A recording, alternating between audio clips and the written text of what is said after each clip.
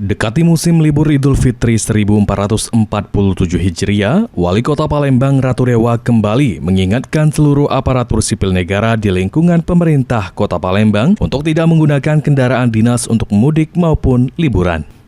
Menurutnya, aturan penggunaan kendaraan dinas sudah jelas dari pemerintah pusat.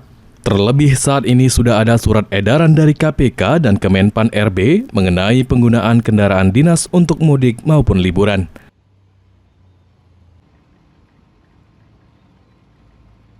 Itu sudah jelas ya larangannya, tidak diperkenankan untuk membawa kendaraan mobil untuk ASN maupun B3K tidak diperbolehkan.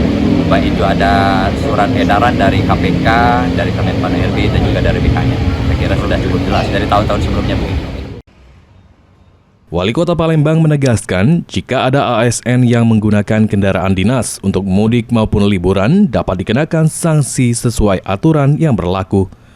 Sandi Pratama, PAL TV.